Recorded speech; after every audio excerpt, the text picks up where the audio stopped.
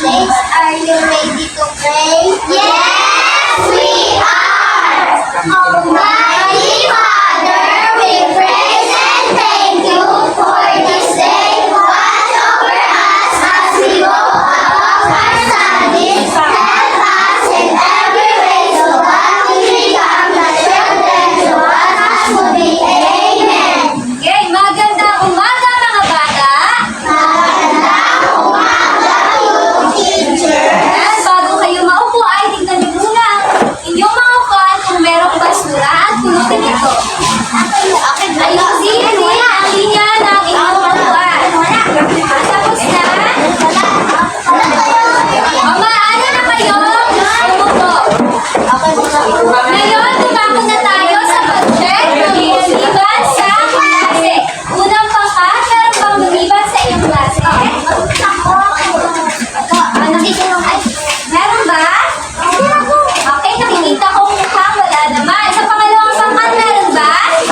Okay, pangatlong pangkat. Wala. Ako'y lubos na natutuwa sapagkat ang lahat ay naririto. Handa na ba kayong matuto ngayong araw? Handa na nga, bigyan ako ng isang malakas na palakpak.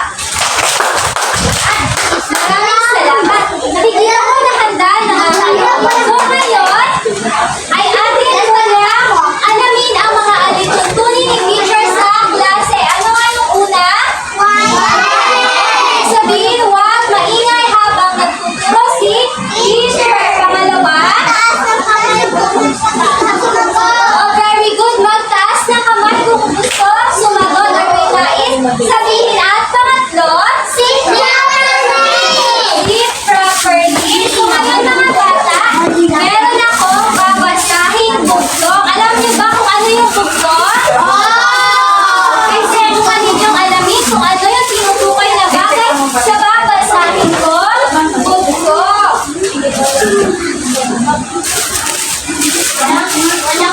Maingay babasahin ni teacher. Walang hininga ay may buhay. Walang paa ay may kamay. Mabilog na parang bat. Ang mukha ay may pila. Minsan maliit at minsan malaki. Ikot ng ikot sa araw at gabi. Tik-tak, tik-tak. Laging sinasabi. Ano kaya ito? Orasan? Orasan? Tama. Ito ay orasan. Ngayong araw mga bata, ang ating tatalakayin ay patungkol sa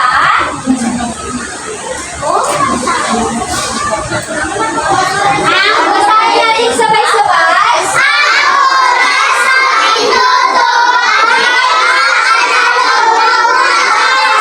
Ito naman ang mga layunin na dapat inyong malinang pagkatapos ng ating aralin. Makinig at babasahin ni teacher.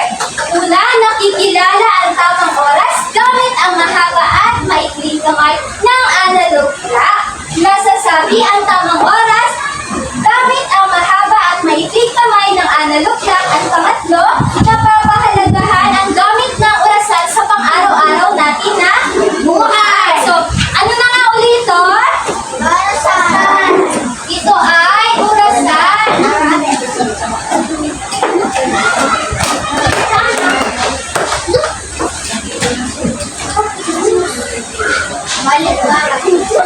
So bago yan, magkaroon muna tayo ng balik-aral.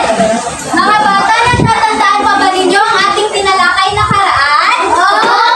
Subukan nyo alamin kung ano yung nawawala sa pattern. So ano kaya sa unang bilang? Aizen? O tama, tingnan natin kung square nga. O tama si Aizen? Tama ba? Palakpakan natin si Aizen. Pangalawang bilang naman. Good. Anong nawawala? Araw na? Ano kaya? Pakaliwa or pakanan? Pakanan. Araw, pakanan. Tignan natin kung tama. Ito ay araw na, pakanan. Very good. At ang panghuli, anong nawawala? Yana? Araw, tingnan natin kung tama. Ito ay araw, magaling. So, bumalik na tayo sa ating talakayan. O ano na nga ulit ito? Orasan.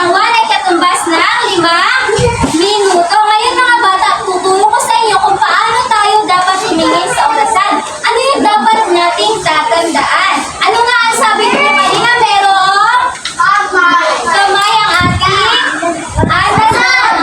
tama, merong maikli at mahabang kamay. Ito yung lagi niyong tatandaan, grade 2. Kapag tumitingin tayo sa orasan, katulad ng lakdan, ang una nating titignan ay ang maliit or maikling kamay. Ano nga ulit ang ating titignan?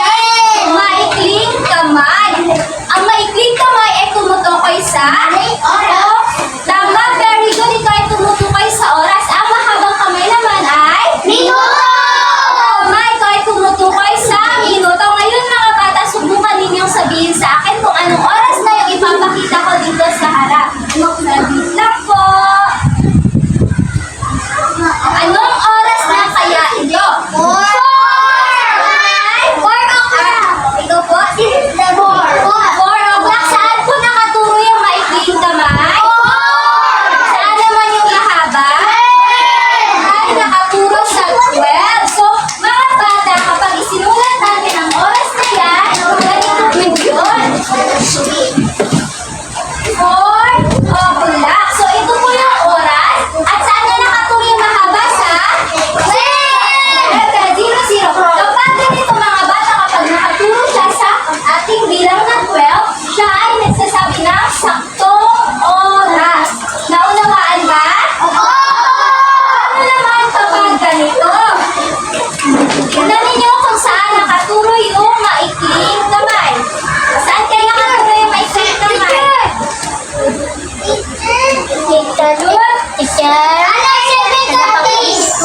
Saan muna nakaturo yung maikling kamay? Oy, sa 7 ba yan?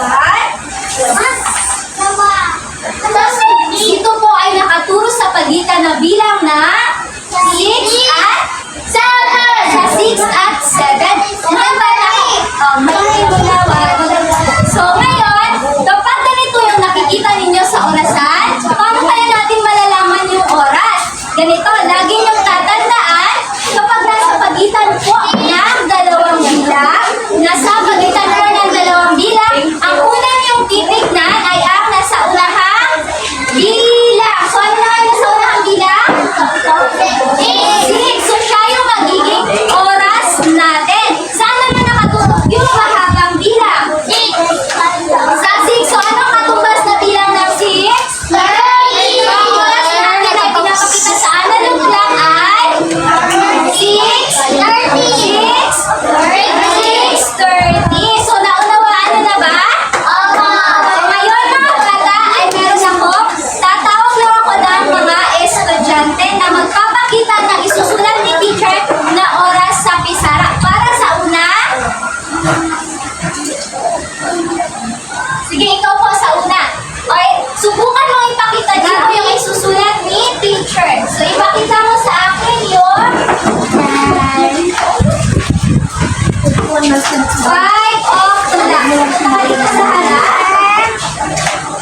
5 o'clock. Ano kaya yun? Oh, tingnan natin kung tama. So, saan nakatutok yung maikling kamay? Saan naman nakatutok ang mahabang kamay? O, tama ba ang sagot niya? Bigyan na natin siya ng ang galing-galing clap. 1, 2, 3, 1, 2, 3. Ang galing-galing.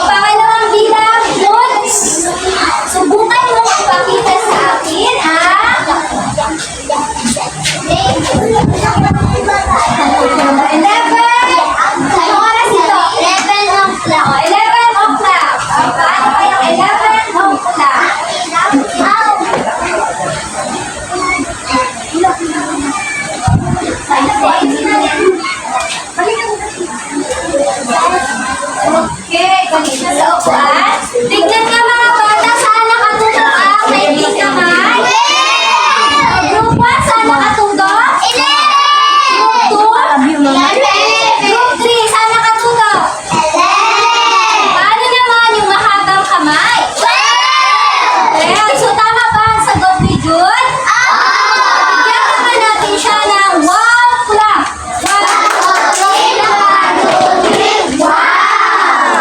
Para sa panghuli, Aizen.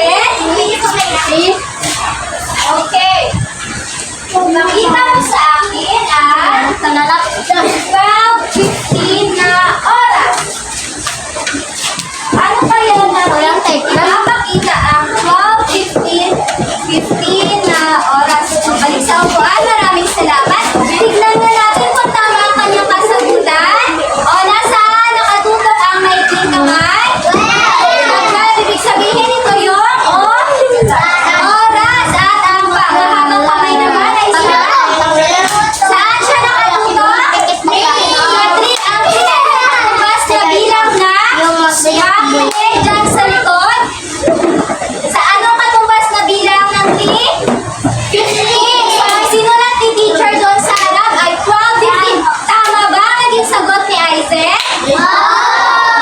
Tama. Bigyan naman natin si Aizen ng Garden Club. O, 1, 2, 3. Sing! Ang bato, isipot. Okay. O, alam niyo na ba kung paano kayo titingin sa oras?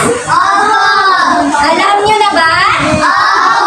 Alam niyo na, dadako na tayo sa ating panghatang gawain. So, ang panghatang gawain natin ay merong pamagalunan, oras-oras. Unang pangkat, ang ating leader ay si Jude, tsaka si Alexis, yung nauna dito sa harap. Para sa pangalawang pangkat, James at Aizen. At pangatlong pangkat, si Jessica at saka si Kiana. O, nasa na yung mga leader ng bawat pangkat? Dito, ikaw siya. Ay, Baluto. Si Aizen. Si Aizen, tsaka si James na lang.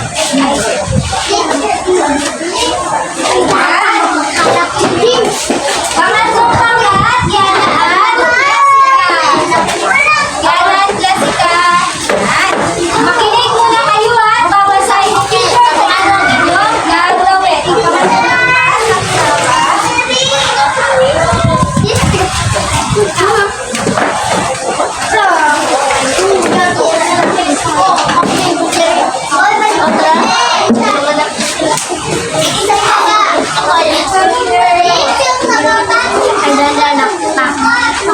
Makinig, babasahin ni teacher. Pero para sa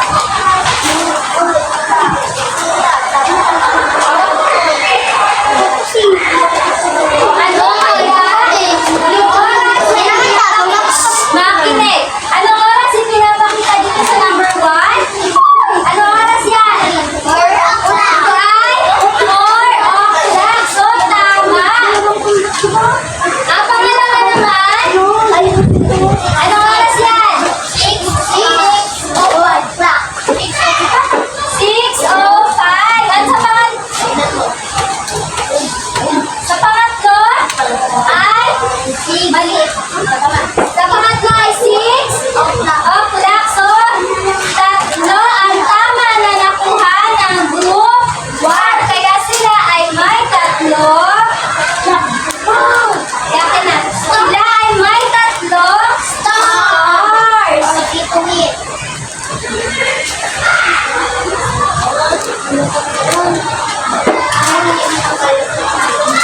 O sandali lang mga bata, ikakapit ng teacher yun. Pangalawang pangkat, punta dito sa harap.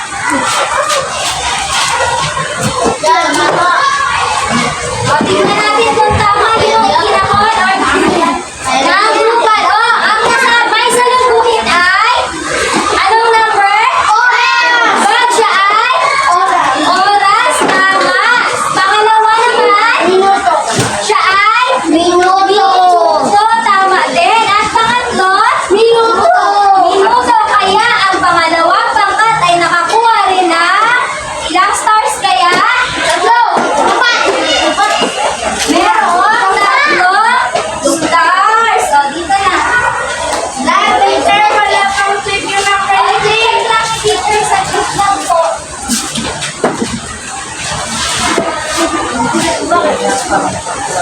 O, balik ka sa upuan.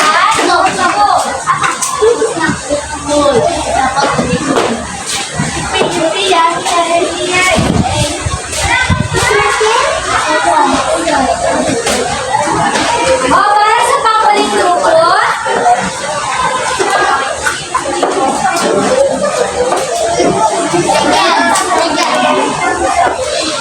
o, okay lang po yan. O, sa unang bilang, o, saan nakatutok yung maiking kamay? Sa, anong number? Sa 6. At ang mahabang kamay ay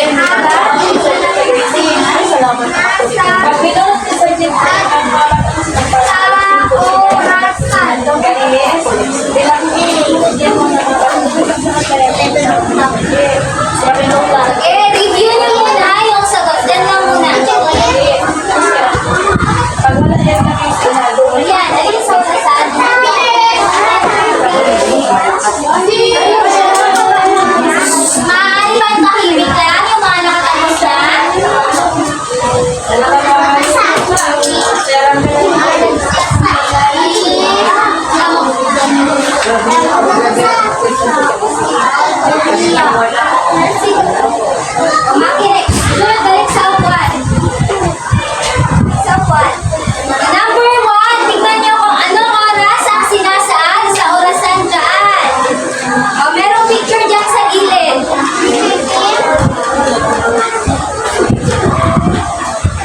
Anong oras yan?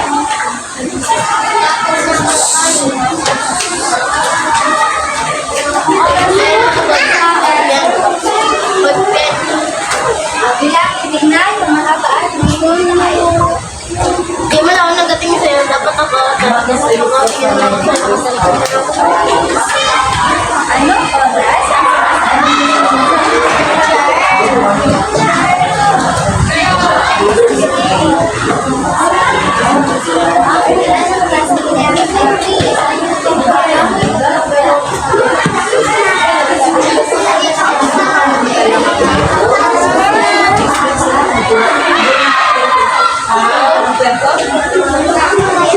Ano tapos na? O tahimik lang muna.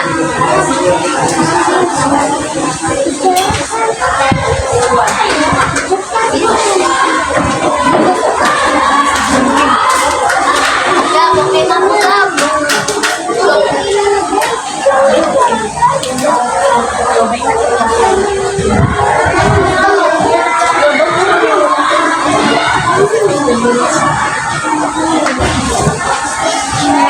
Bilang sagutan nila.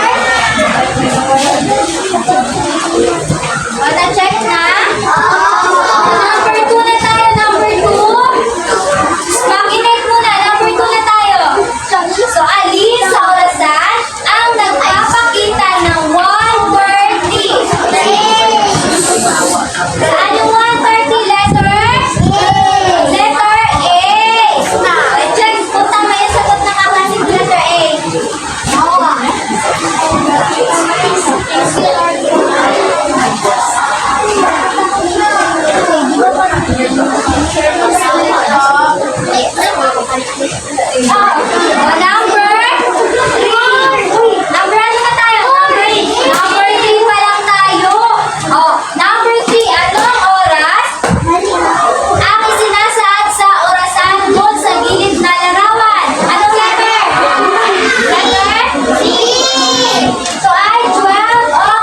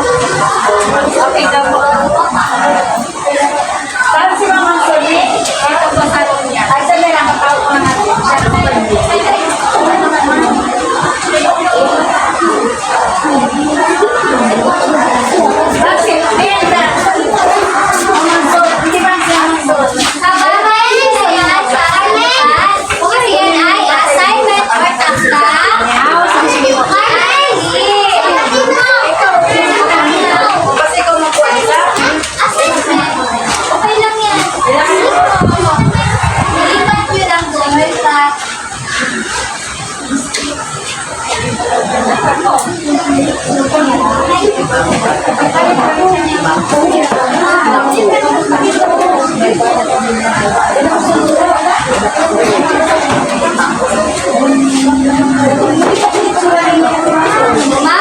yung bawat grupo ay magkakaroon ng prizes after na ating lesson. Pero mamaya, magsulat po kami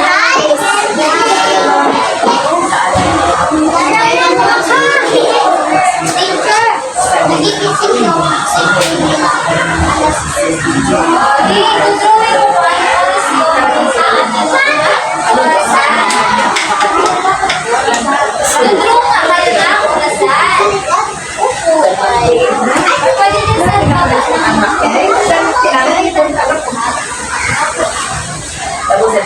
Ibigay mo yung dito. Mama, hindi ka nag-isip. Para ko yan.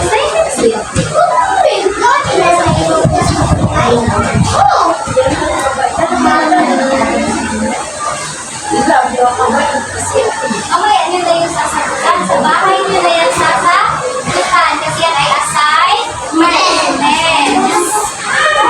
Ugihan nyo na lang muna at magpatulong kayo sa inyong ate, kuya, sa mama, or sa papa.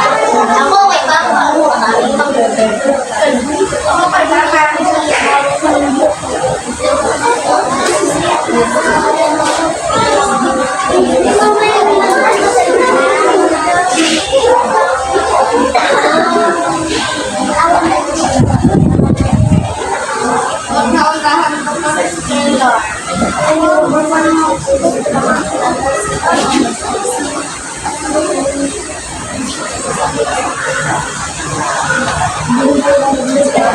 O anong number na kayo?